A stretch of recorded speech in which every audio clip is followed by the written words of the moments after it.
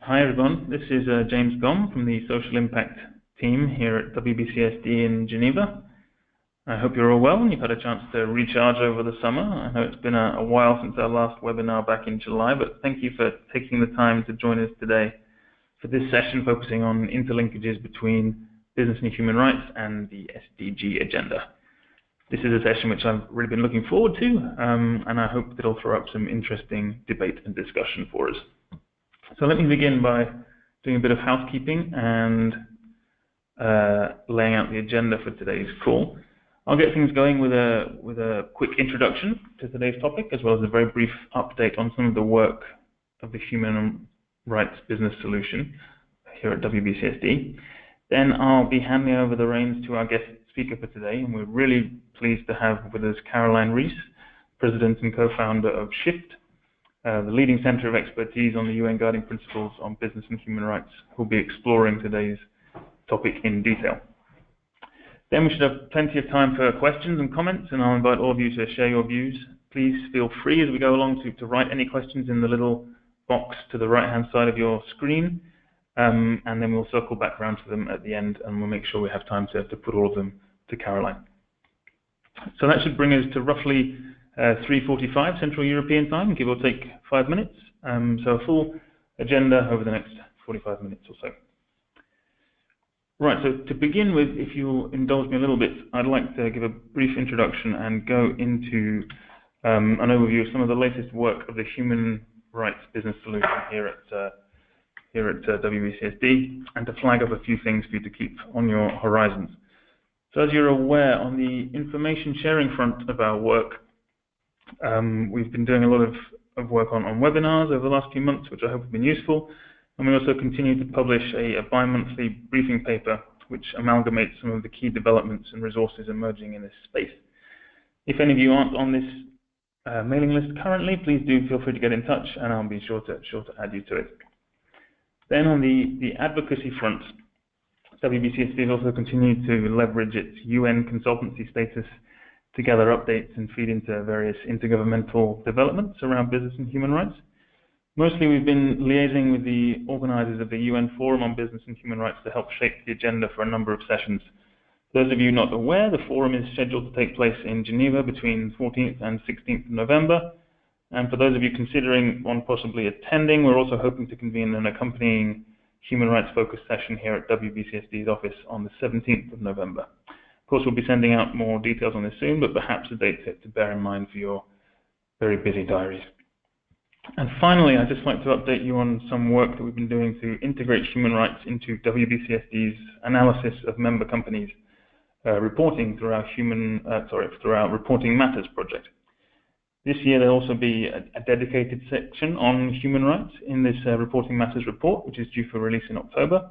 And this has thrown out some really useful data, which we look forward to sharing with you in the months ahead, and also to using to prioritize a relevant and targeted human rights work program for WBCSD in 2017. Turning now, though, to the focus of today's session. On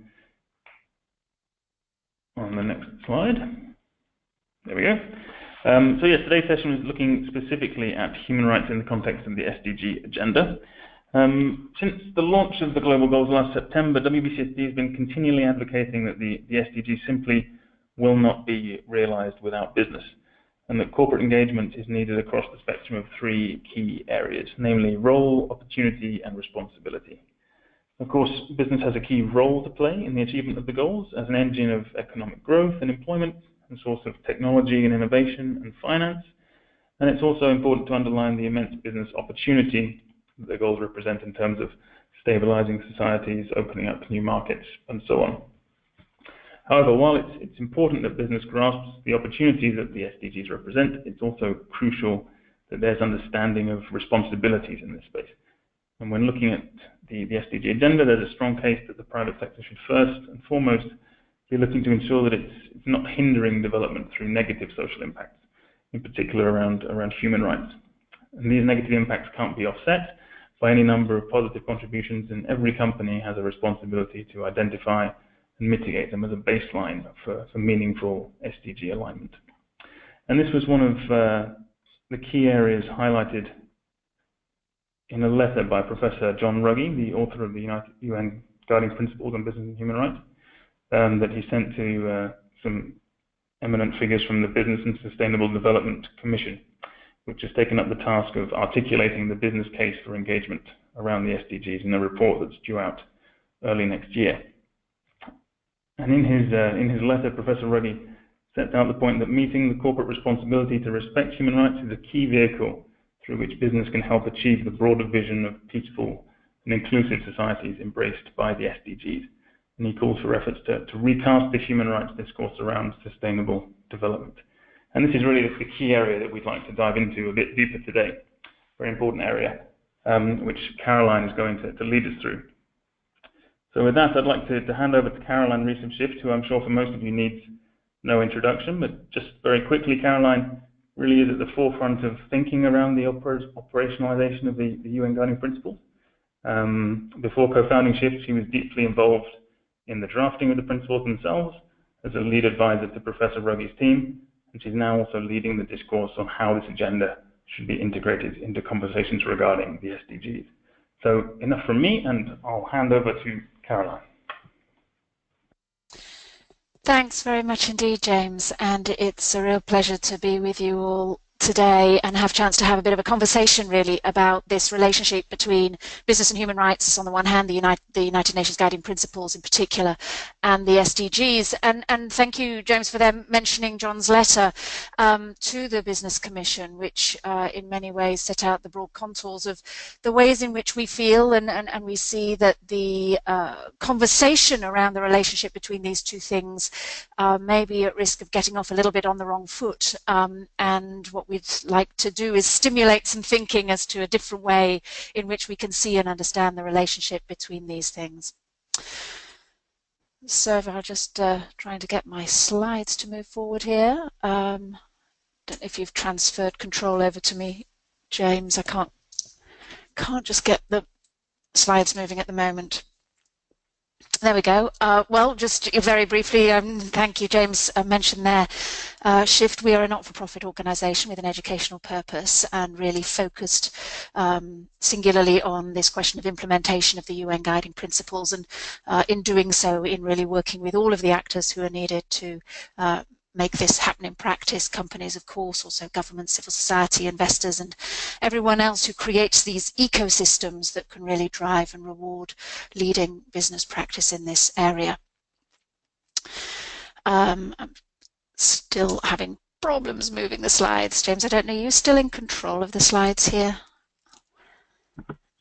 You should be fine now, Caroline, if you just hover over them and click. But if any problems, okay, just shout at me.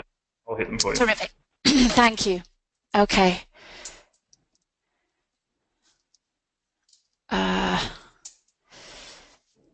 Okay, so let me start out by just recapping for us on the UN Guiding Principles. Of course, many of you are familiar with these, but what they do, of course, is set out not just the responsibilities of business, but also the duties of states.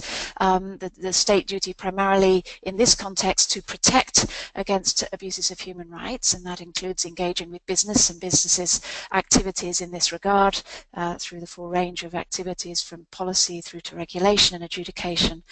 The second pillar of the corporate responsibility to respect human rights, I'll say a word more in a moment, and then the recognition that whilst all of our focuses need to be squarely on preventing harms to people's human rights, this is an extremely complex world with complex relationships and operating contexts. Things do go wrong, and when they do, those involved need to play a role in ensuring access to remedy. So on that second pillar, then we're talking about respect for human rights, and as we know, we've got these key elements that the Guiding Principles set out, a kind of blueprint really for companies to think about what to do, embedding a policy commitment, human rights due diligence as this core concept at the beginning, picking up on wider notions of due diligence from assessing impacts on human rights, integrating that knowledge and taking action to mitigate them, tracking how effectively that is working, and communicating about these efforts to directly affected groups through to informal reporting contexts and so forth. And all of this informed by these relationships and engagements with stakeholders. And of course, back to that inevitable point that things do go wrong, things will go wrong, and having processes in place to enable remedy when that happens is critical as well.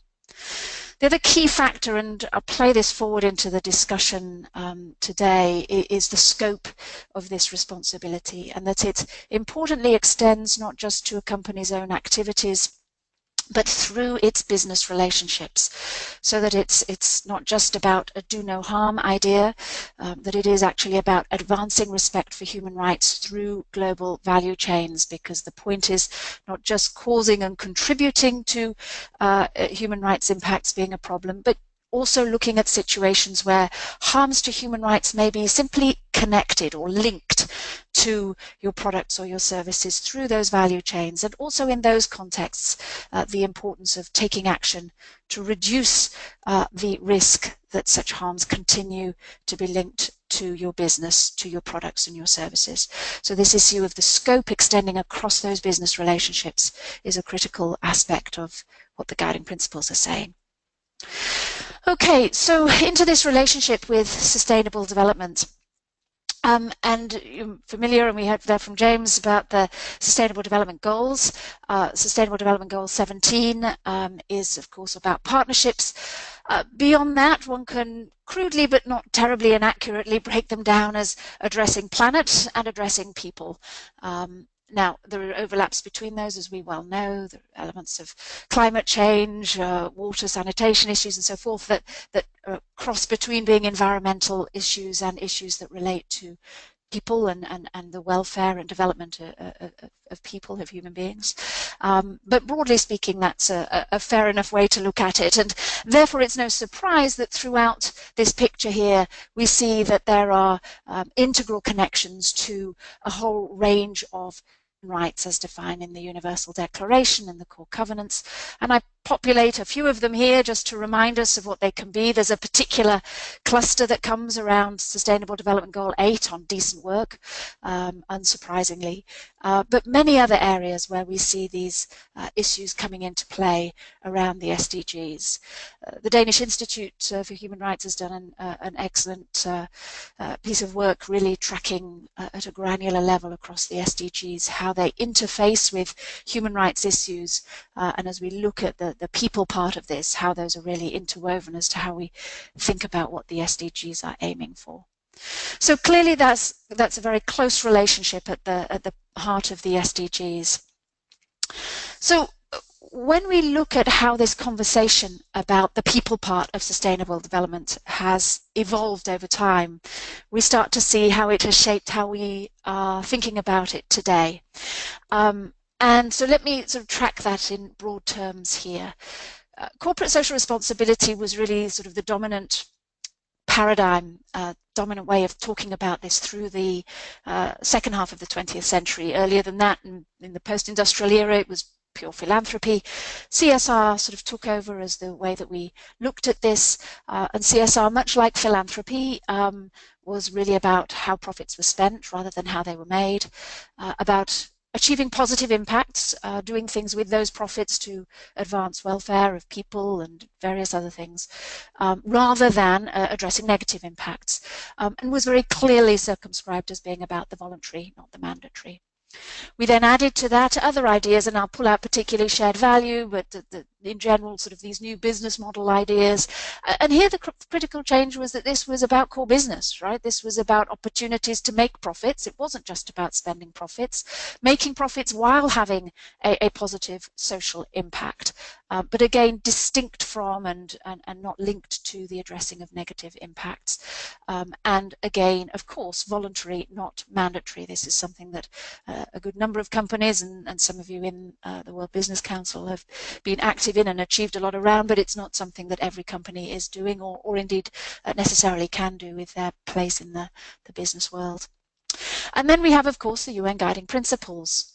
Now, this very much, again, is about how a company makes profits. It's about core business, not about philanthropy or CSR, so that it has in common with shared value. But, of course, the critical change is that this is squarely about addressing negative impacts. So that's a key distinction in what we're looking at here. As I'll argue as we go forward, this is very far from divorced from positive impacts, but the entry point here is addressing negative impacts. And really the guiding principles say, look, we have to move beyond this idea of voluntary versus mandatory when we're talking about respect for human rights. It's in laws in varying degrees in different countries, but across the world it's a baseline expectation for all companies that at a minimum, as they go about their business, they are respecting human rights. So that's the sort of evolution that we've seen in the conversation, and we've ended up, I think, as a result of that, with some dominant ways of talking about the role of business in relation to the SDGs and the UN Guiding Principles that perhaps are not helping us to understand the really critical relationship between respect for human rights and sustainable development. One of these approaches is what I call here being amicably divorced, so that the two sit alongside each other but bear no clear relationship to each other. The proposition that on the one hand businesses should be responsible, should implement the guiding principles, the Global Compact principles, and on the other hand pursue opportunity through the SDGs. So responsibility and opportunity become two quite distinct things, and the activities to be responsible and the things one might do to pursue opportunity are divorced from each other. So it's parallel but separate. Or the other way that we see in a lot of papers coming from consultancies and different organizations is a sort of a maturity curve that goes through 3, 4, 5 steps, and we start at the bottom with compliance, and there we have compliance with the law and the UN Guiding Principles as a global standard, through to shared value and ultimately on to more sort of transformative business models and so forth.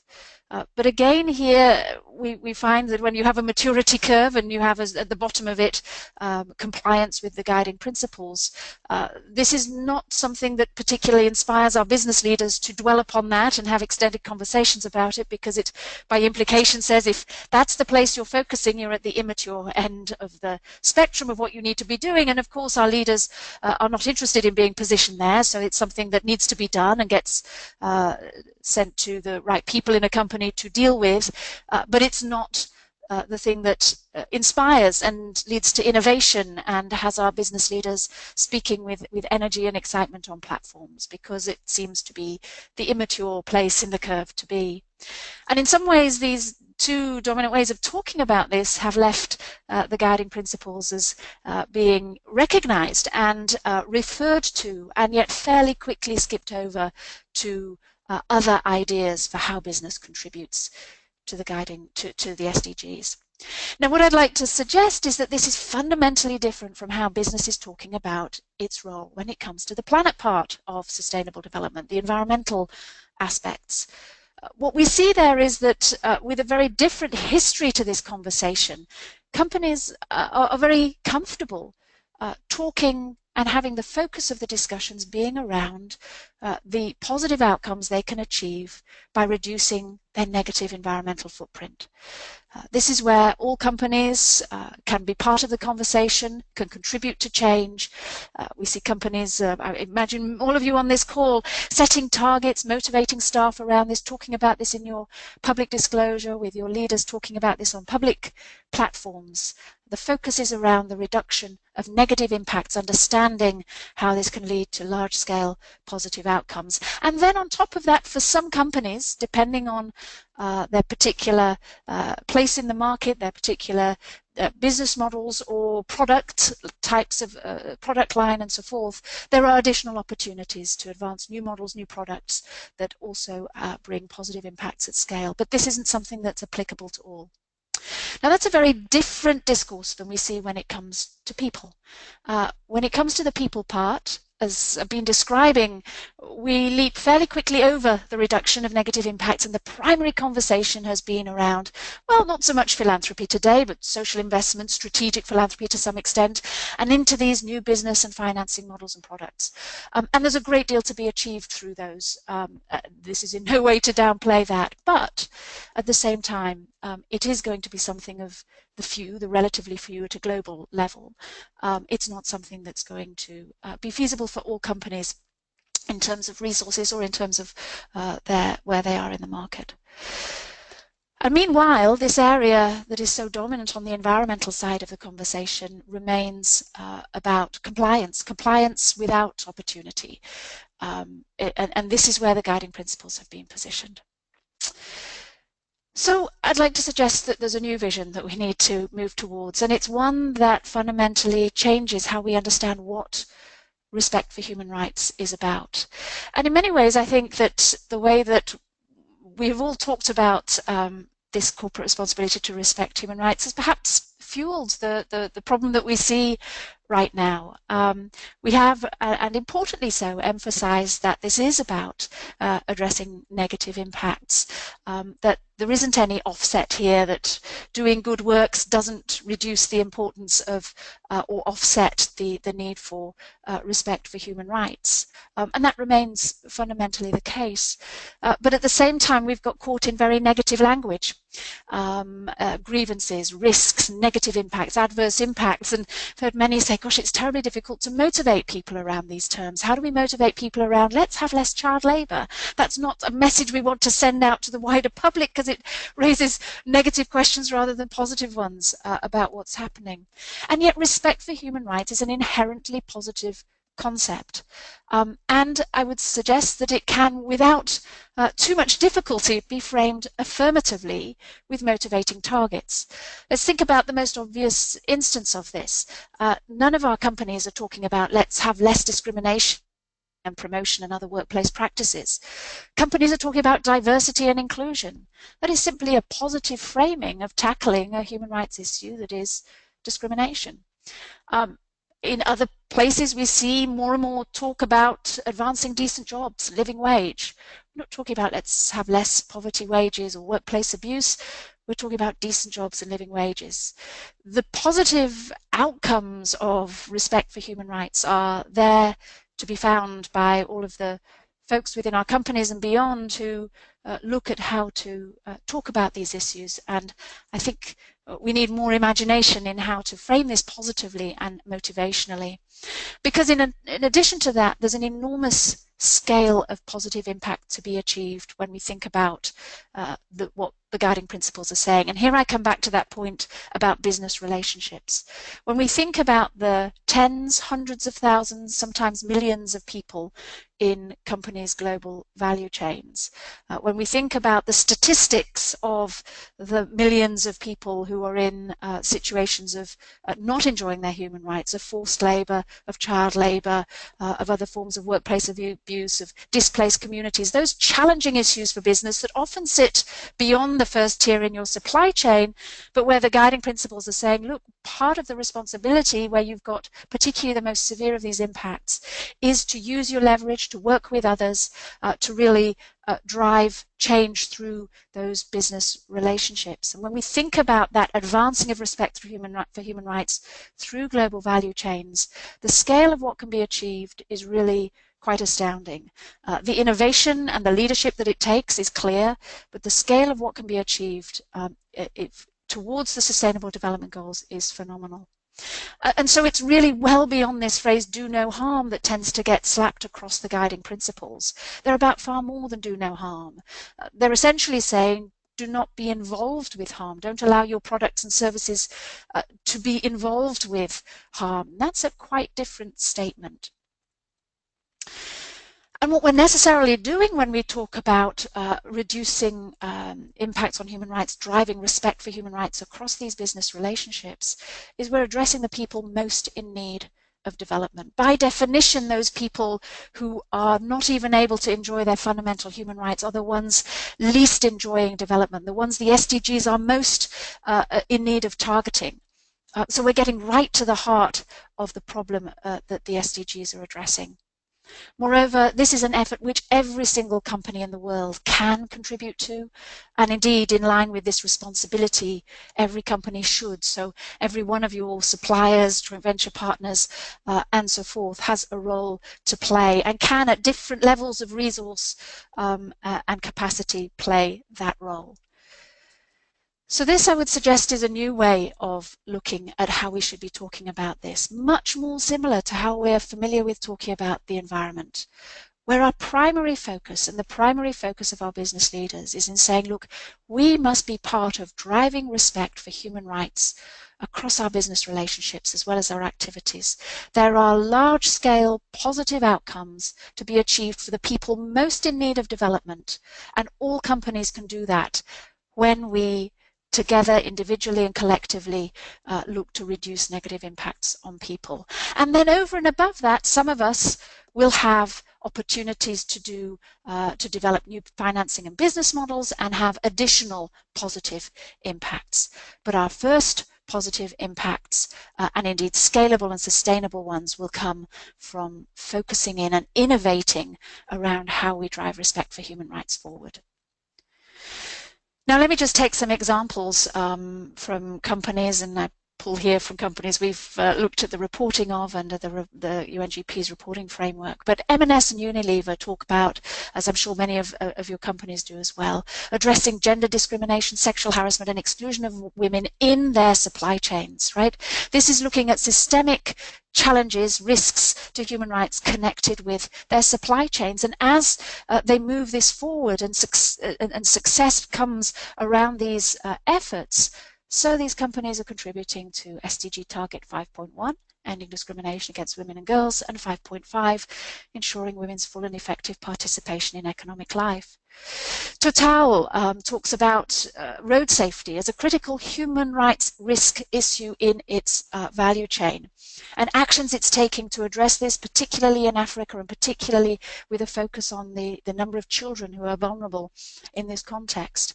And here we have SDG Target 3.6, halve the number of deaths and injuries from road traffic accidents. Tangible contribution to an SDG.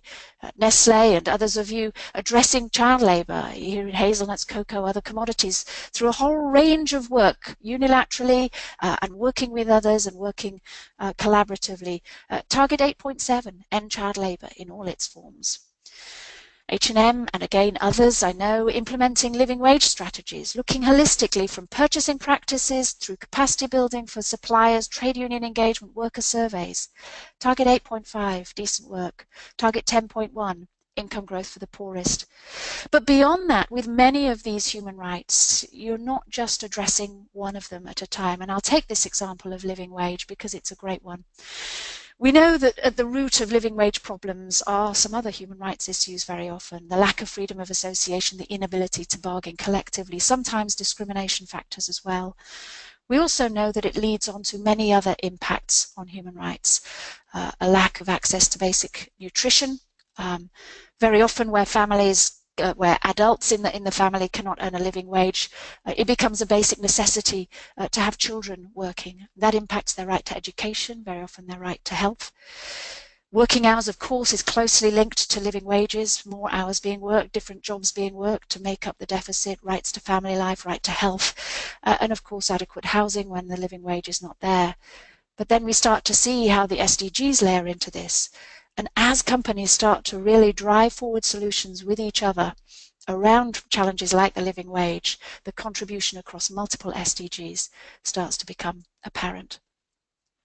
Moreover, I've given examples of individual companies doing things and how that connects with SDGs, but of course we know there are many innovations happening, some of them really quite new and challenging, but bringing real leadership to the arena and real impact, positive impact and positive outcome, both at the global level through things like the Bangladesh Accord and ACT, the ICC's work and other industry organizations too, and some country level work such as Malawi Tea 2020, CISA, and the Indian sandstone industry work with ETI and others.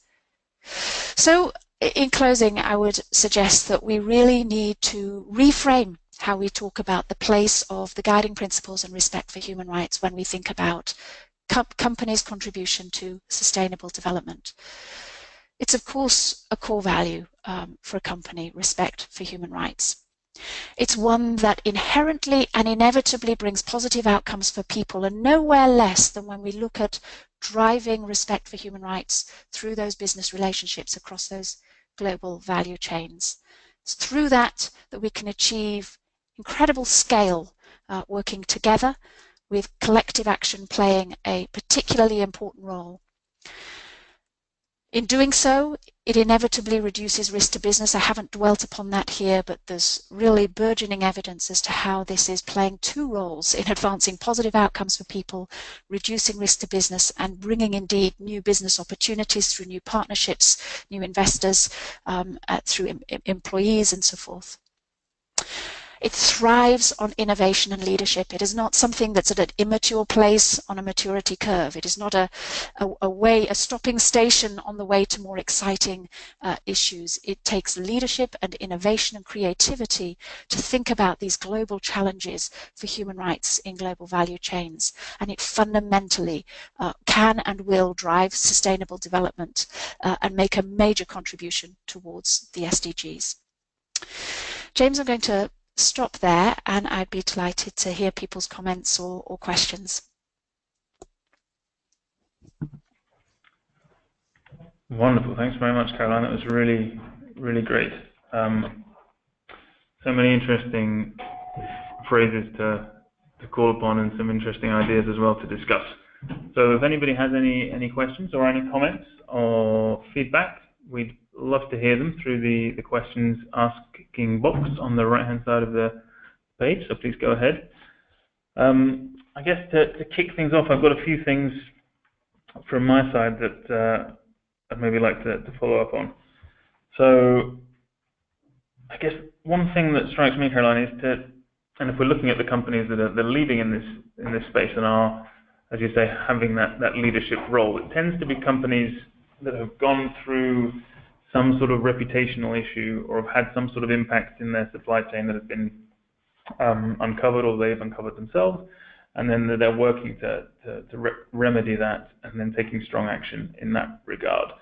It seems to me, in order to get themselves into that position, companies to get themselves into that opportunity space that you pointed to on your chart, it seems to me the companies kind of have to make that admission and make that acknowledgement that there are problems in every supply chain around the world, including in theirs.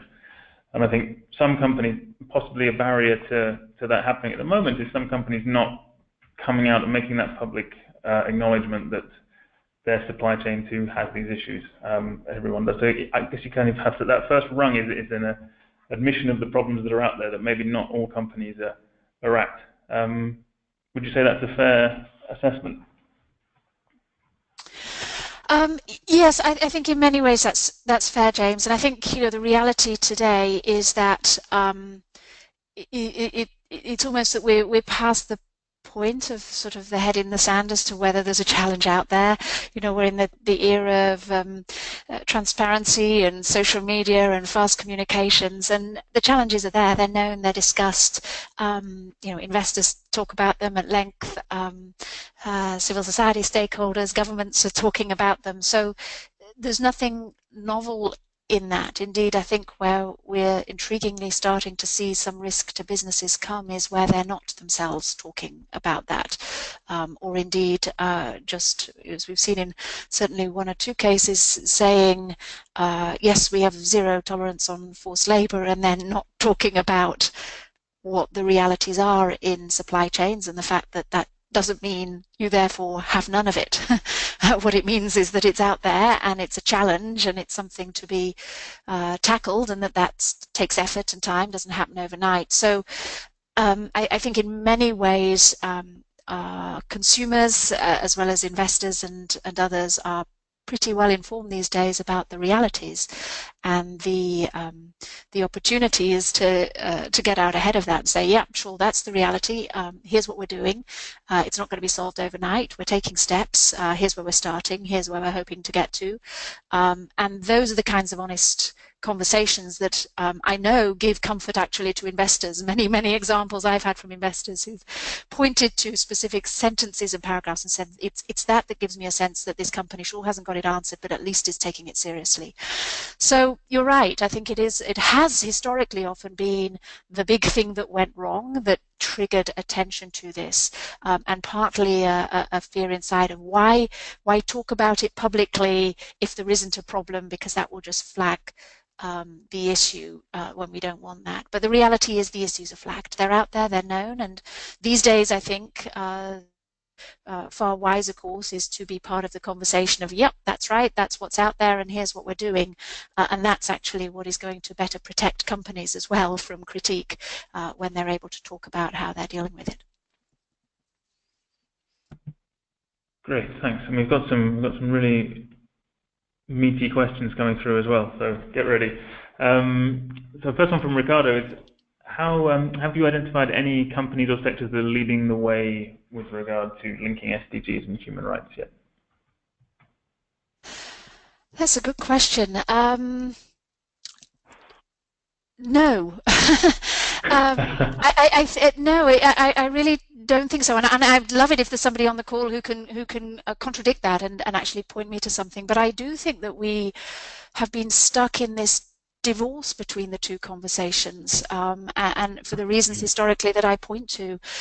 So we have companies talking about SDGs, but again back in this separate category of here's what we plan to be doing or are doing, rather than in connectivity with what they're doing to address the guiding principles. And in some regards I think there is a lost opportunity here, because to the extent that some of those plans are indeed to use part of company profits to contribute positively, I would love to see a more integrated conversation internally, saying not what can we do to advance SDG X, but rather which of these SDGs are relevant for risks linked to our business.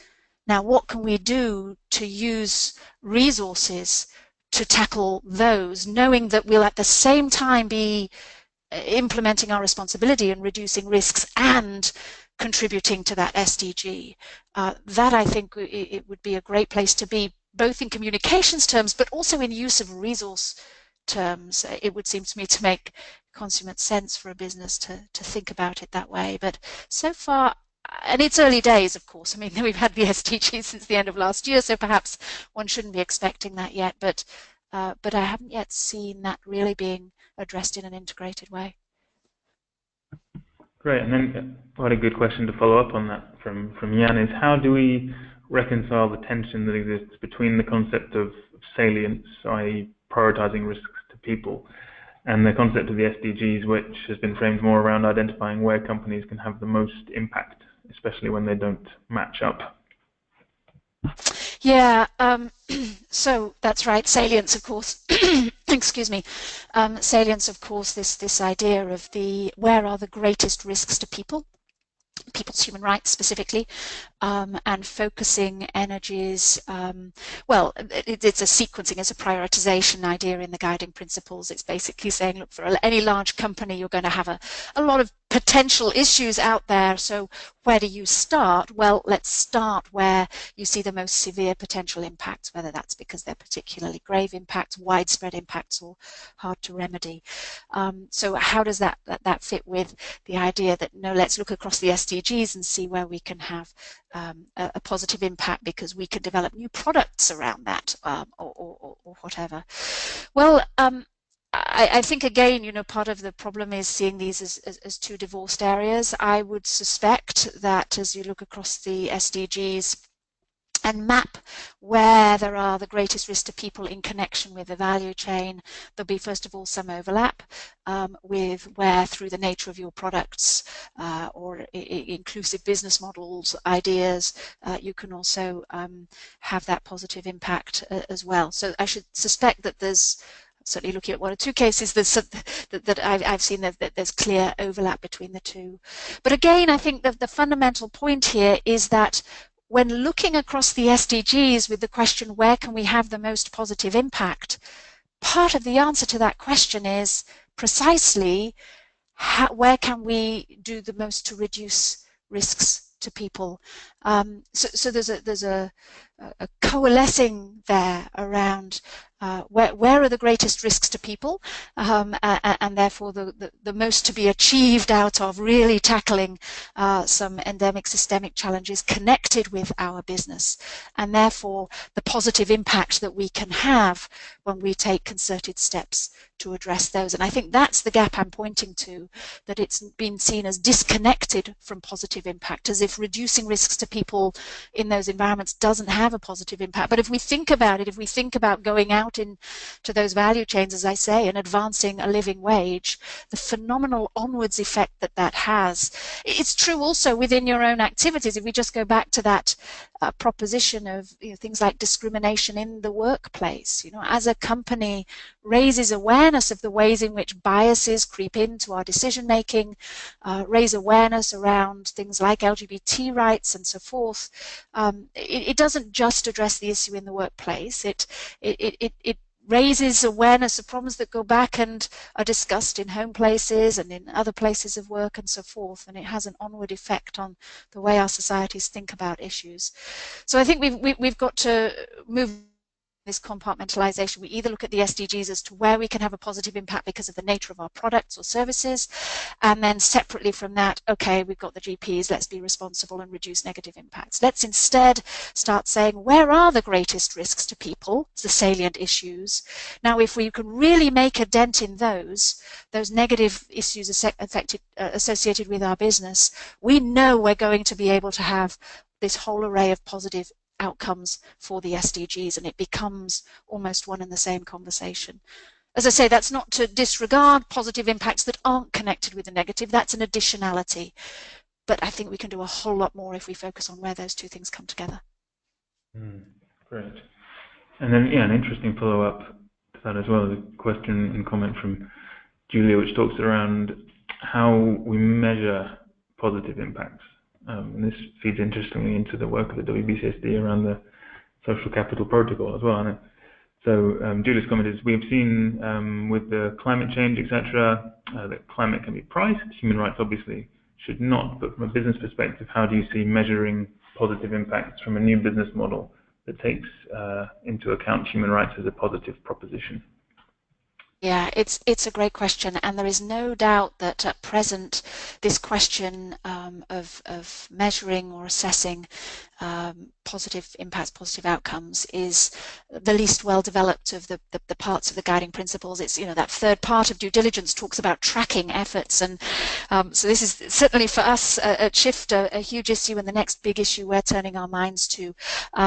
We've done research around this issue in the extractive sector to some extent, and we're talking to some people who are doing a lot of work around land in this, and there is now emerging research in the area of supply chains with organizations like Impact looking more closely at this, and some of the companies who are, of course, working on issues through whether model factories or pilot approaches to see the positive outcomes that flow from better respect for workers' rights, positive outcomes for the companies concerned in terms of worker retention and reduced training and recruitment costs, of course, but also other positive impacts for the workers themselves that flow on.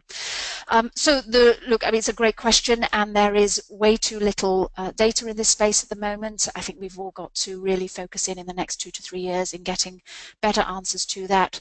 All I can say is that there's movement into that space. There's some emerging research that I think is going to contribute to that, and it's certainly going to be a priority of Shifts over the next 2 to 3 years to be helping to coalesce some of those findings so that we can do better.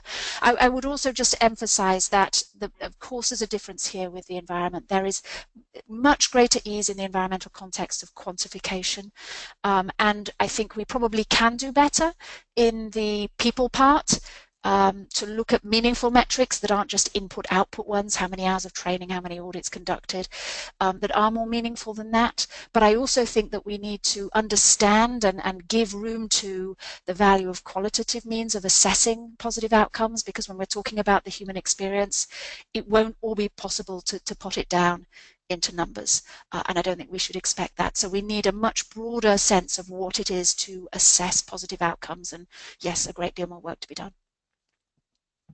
Great, thanks. And if we could just squeeze 1 or 2 more questions in.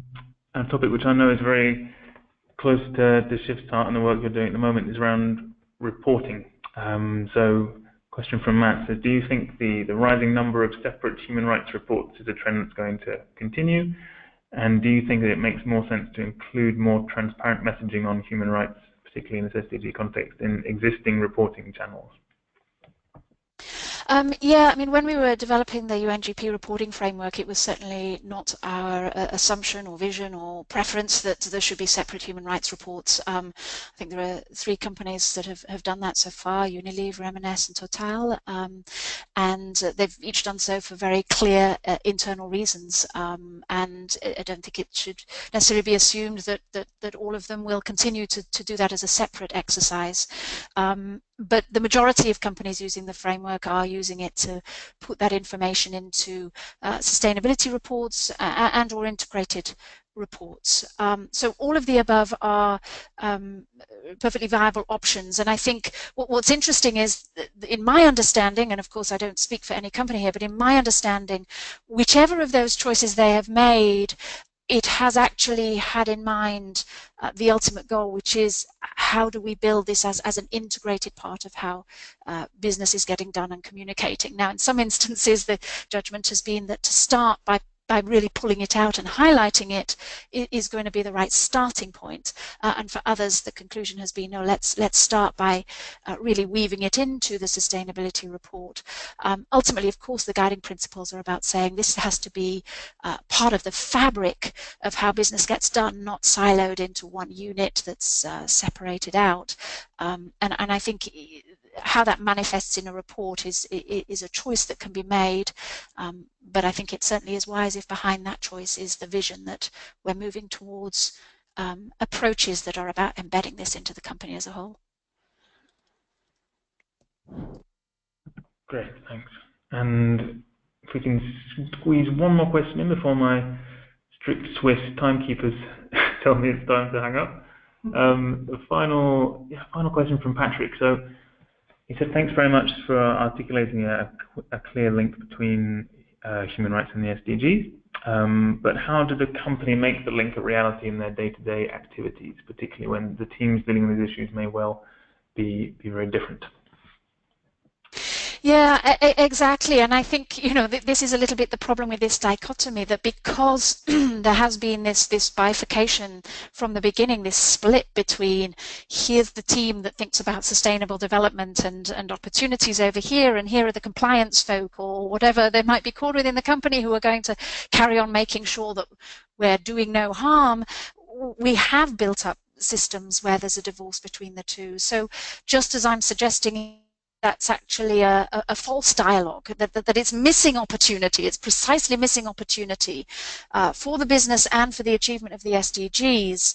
I can only say in answer to that I think the sort of the physical representation of that needs to be that those teams are not sitting separately and having different conversations, that this needs to be brought into one. And I think simply taking that first task of sitting down and saying, look, what are these salient issues? What are these greatest risks to people that we are focused on tackling in implementing our responsibility to respect human rights? And where is the opportunity fundamentally within that to bring transformative change that advances the SDGs, and then to bring that into the broader company conversation with the evidence around that to show that there's a much more holistic way of looking at this as a business. But you're right, I think the fact that there are different teams has become the evidence of the two different conversations, and that's really at the core of what I think we're saying needs to be changed.